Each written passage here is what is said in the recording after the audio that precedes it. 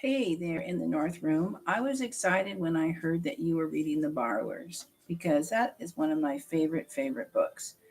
Favorite to read as a kid, and I was probably 10 or 11 when I read it, and favorite to read out loud. And I think maybe a few of you might have actually been in the downstairs when I read the first book in the series, The Borrowers, but I could be wrong. I'm thinking maybe River, maybe Rhea, maybe Rowan, maybe some of you, but I might be 1 year off. But I wanted to show you my borrowers collection.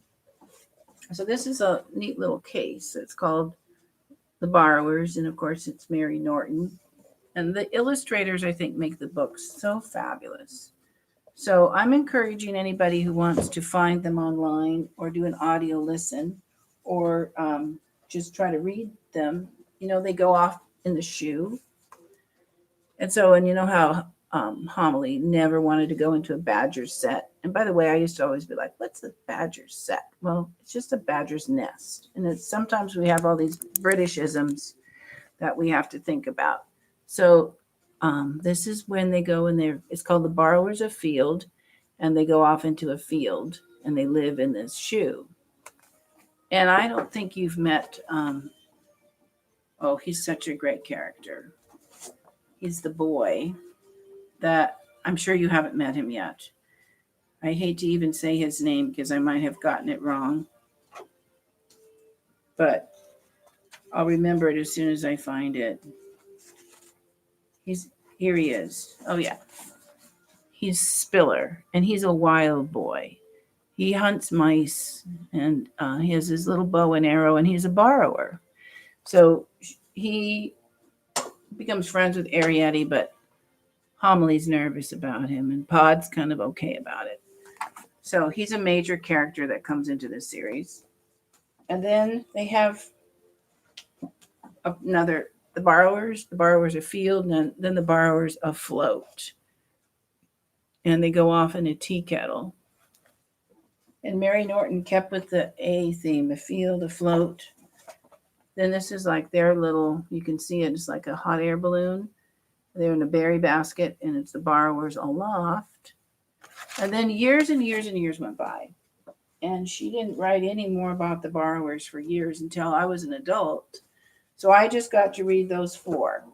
The borrowers afield, afloat, and aloft, thinking that was it. And then I was so incredibly happy as an adult to find that she came out again with a new book, The Borrowers Avenged. And this is like a boat that's like a barge, and if you can see, it's a little dark, but there's Spiller, so he stays into the action. And this one maybe it's a little bit more intense story, but I would totally read them in order. And what's amazing about them is that they keep on with those great illustrators. So then one time I was looking in a used bookstore, which is one of my favorite things to do, and I found a story about the borrowers that had been kind of discovered in her work. And it's just a short story. It's called Poor Stainless. And I have another copy of it that I found later with a more colorful cover. Again, the same folks. And I thought I would show this a little bit of this to you and maybe read a little bit if you want to listen. And this is so detailed, I can't even begin to describe it. What you see is where one of the characters lived in the house from the original house before they had to leave the house. And he's in like the shed, the gardening shed, and that's where that big turning thing is a knife sharpener. And he's stainless, so he might be near where some of the stainless cutlery are.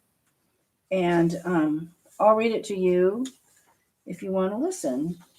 And I was thinking you could grab your borrower book and colored pencils. And one thing that I would love, if anybody wants to, is to take your borrower's book before you return it to school and color in some of the pages or just one page.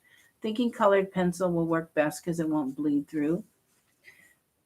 And now, said Arietti to Homily, tell me what you used to do. So that is the first page of the story. And we just have Homily and Arietti behind the grating. And they're just doing some work. And Homily wants her mom to tell her a story from when she was little. So that's why this boy, he's wearing more old-fashioned clothing than Arrietty.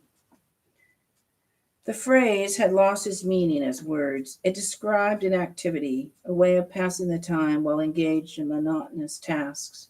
They were unpicking sequins from a square of fabric. Homily unpicked, Arrietty threaded the glimmering circles on a string of pale blue silk. It was a fine spring day, and they sat inside the grating.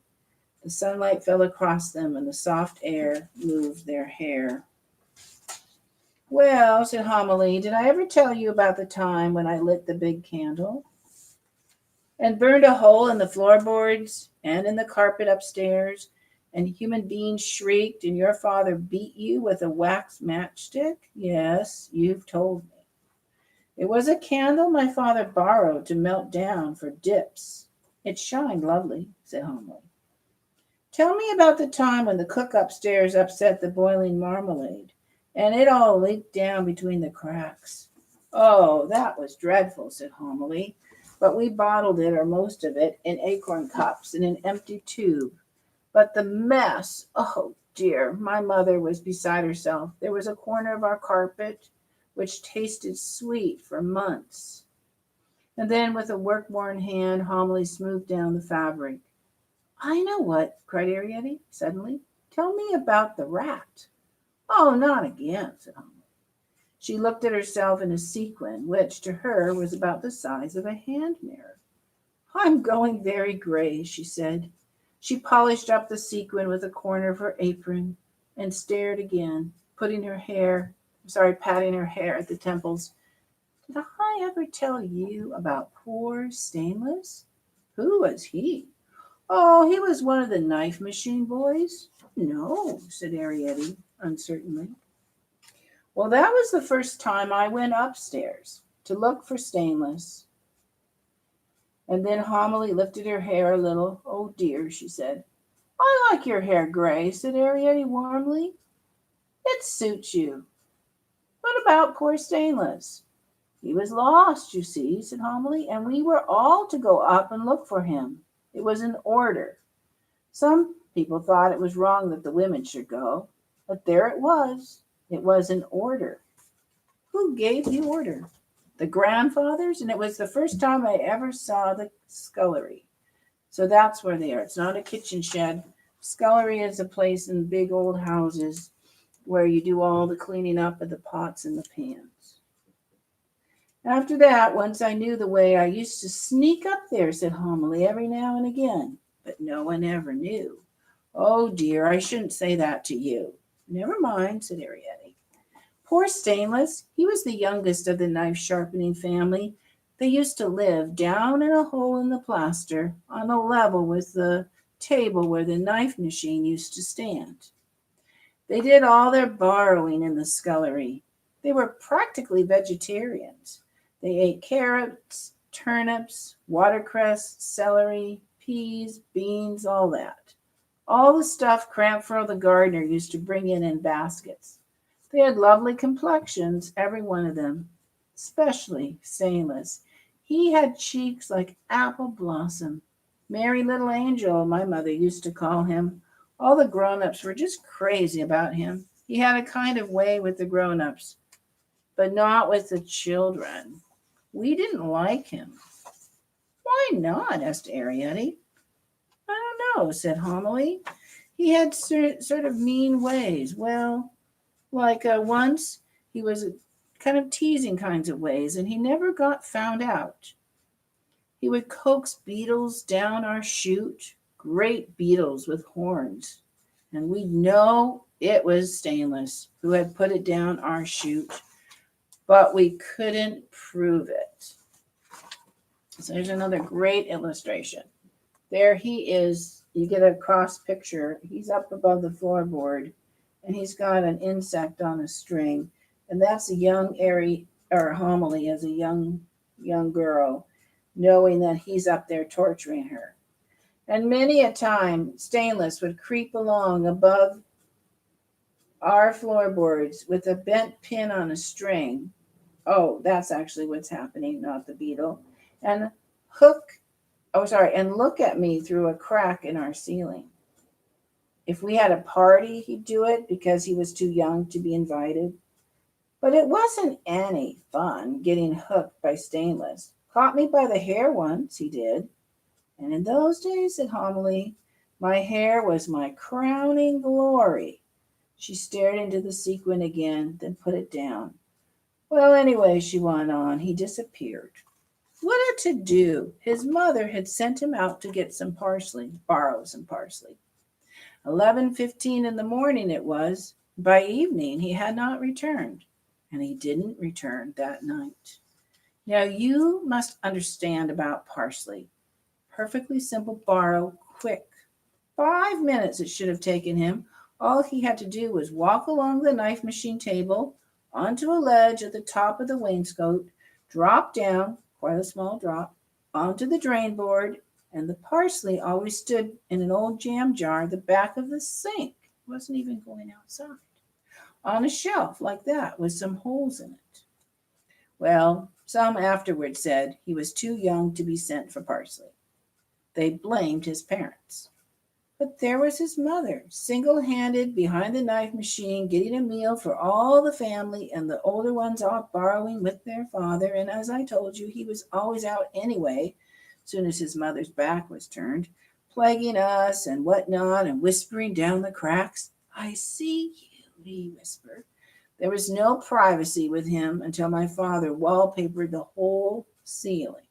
Well, anyway, went on Homily, pausing to catch her breath, he had disappeared, and the next day, it was a lovely sunny afternoon, at 3 o'clock sharp, we were all to go up, and we were all to look for him. Here's a picture of some of them. It was Mrs. Driver, the cook's afternoon out, and the maids would be having their rest. We all had the orders. Some were to look among the garden boots, others to look in the vegetable bins. My father and Uncle Henry's father and several of the stronger men had to take a wrench with a wooden spoon lashed across it to do the very difficult task of unscrewing the trap in the drain below the sink. And if you've ever done some plumbing and you ever get your sink clogged up, you have to unscrew the trap too. I stopped to watch this, I remember. Several of us did. Round and round they went, like Crampfro does with the cider press. They were on the bottom of an upturned bucket under the sink. Suddenly, there was a great clatter, and the screw came tumbling off, and there was a rush of greasy water all over the bucket top. Oh, dear, exclaimed Homily, laughing a little. And those poor men, none of their wives would let them come home again until they had climbed up into the sink itself and had the tap turned on them. Then it was the hot tap, which was meant to be lukewarm. Oh dear, what a to-do. But still no Stainless.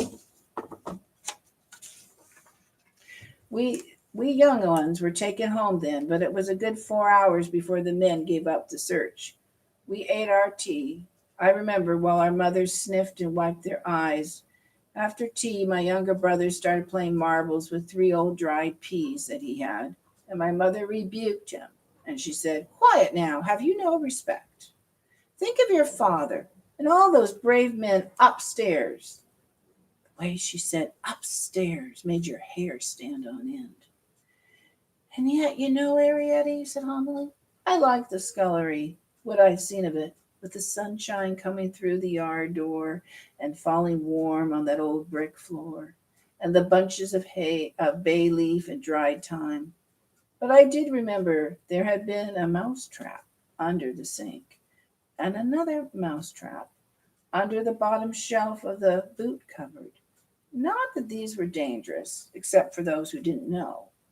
Our father would roll a potato at the mouse trap, and then they would go click. But they'd jump a bit when they did it, and that's what startled you.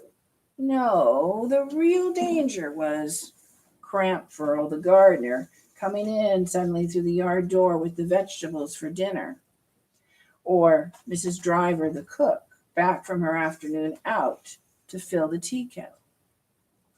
And there were other maids then in the house who might take a fancy to eating a radish or an apple from the barrel behind the scullery door. Anyway, when darkness came, the rescue party was called off. Our mothers made a great fuss of the men, thankful to see them back, and they brought them their suppers and they fetched their slippers. And no one spoke above a whisper, and we were all sent to bed. By that time, we too felt serious. As we lay cozily under our warm covers, we couldn't help but think of Stainless. Poor Stainless. Perhaps he'd gone down that sink, down the pipes, past the trap, and down the drain of the sink into the sewers. We knew there were borrowers who lived in sewers, and that they were dreadful people, wild and fierce. They were like rats. Once my little brother played with one of them and got bitten in the arm, and his shirt was stolen, and then he got a dreadful rash. Next day, the two grandfathers called another meeting. They were the elders like, and they always made the decisions. One grandfather was my father's great uncle. I forget now who the other was. Never mind, said Ariadne. Well, said Homily, the long and short of it was we were all to go upstairs and go through every room. That old house, Furbank, was full of borrowers in those days, or so it seemed, and some we never even knew. But we was to seek them out, any we could find, and we was to ask about poor Stainless, a house-to-house search, they called it. Goodness, gasped Ariadne. We was all to go, said Homily. Women and children, too? All, said Homily, except the little uns. Then she sat still, frowning into space. Her face seemed graven by the memory. Some said the old men were mad, she went on, but it was wonderfully organized. We were to go in twos, two to each room, the elder ones and the young girls for the ground floor, the younger men and some quite young boys for the creepers. What creepers? The creepers up the front of the house. Vines, of course, that crept up. They had to go up the creepers to search the bedrooms. Oh, I see, said Ariadne. That was the only way up the creepers you could go to get above the ground floor in those days. It wasn't long then before your father invented the hat pin with the bit of tape on the end to get up the stairs. But there was no way to tackle the stairs then. The height of the treads then, you see, and nothing to grip on. We didn't have the hat pin yet. Yes, yes, she said. Go on about the creepers. Well, early morning it was, dawn, barely light, when the young lads were lined up on the gravel, marking from below which of the windows was open. 1, 2, 3, and then they were off, all the ivy and the wisteria leaves shaking. Oh, the stories they had to tell about what they found in those bedrooms. But never a sign of Stainless. One poor little lad, he slipped on a windowsill, and he had to grip on a cord just to save himself. It was the cord of a shade, the roller blind kind of a shade, and the roller blind went clattering up to the ceiling, and there that poor boy was, hanging on a thing like a wooden acorn. He got down in the end, swung himself back and forth until he got a grip, and then down the curtains he went. But not much fun, though, with two great human beings in their nightcaps, snoring away on the bed. We girls and the women, we took the downstairs rooms, each with a man who knew the ropes like. We had orders to be back by tea time because of the little uns, but the men were to search until dark. I had my Uncle Bolty, and they'd given us the morning room, and it was on that spring day, just after it became light. Homily paused significantly. That spring day, just after it became light, that I first saw the overmantels. Oh, exclaimed Ariadne, I remember. Those proud kind of borrowers who lived above the chimney piece. Yes, said Homily, them. She thought for a moment. Never could tell how many of them there were because you always saw them doubled in the looking glass. The overmantel went right up to the ceiling. It was filled with shelves and twisted pillars and plush framed photographs. You saw them always gliding about behind things. They smelled of cigars and they smelled of brandy and they smelled of something else. But perhaps that was the smell of the room. Leather. Yes, that was it. Go on, said Arrietty. Did they speak to you? Speak to us? Did the overmantel speak to us? Homily gave a laugh, and then she shook her head as though dismissing a memory. Her cheeks had become very pink. But, said Arrietty, at least you saw them. Oh, we saw them right enough and heard them. There were plenty of them about that morning. It was early, you see, and they knew the human beings were asleep. There they all were, gliding about, talking and laughing among themselves, and dressed up to kill for a mouse hunt. And they saw us all right as we stood beside the door. But would they look at us? No, not they. Nor not straight, that is. Their eyes slid about all the time as they laughed and talked among themselves. They looked past us and over us and under us, but never quite at us. Long, long eyes they had, and funny, light, tinkling voices. You couldn't make out what they said. After a while, my Uncle Bolty stepped forward. He cleared his throat and he put on his very best voice. He could do this, you see. That's why they chose him for the morning room. Excuse and pardon me, he said. It was lovely the way he said it. For troubling and disturbing you, but have you by any chance, have you seen, and he went on to describe poor Stainless, lovely complexion and all. Not a sign of notice did he get. Those overmantels just went on laughing and talking and putting on airs like as if they were acting on a stage. And beautiful they looked. You just couldn't deny it. Some of the women in their long-necked overmantel way, and the early morning sunlight shining on all that looking glass lit them all up to a kind of pinky gold. Lovely it was. You just couldn't help but notice. Then my Uncle Bolty began to look angry, and his face grew very red. High or low, we're borrowers all, he said in a loud voice. And this little lad, he almost shouted it, was the apple of his mother's eye. But the overmantels, they just went on talking in a silly, flutters kind of way, laughing a little and sliding their long eyes sideways. Then my Uncle Bolty, he suddenly lost his temper. All right, he thundered, forgetting his special voice and going back to his country voice, you know. You silly, feckless lot. High you may be, but remember this.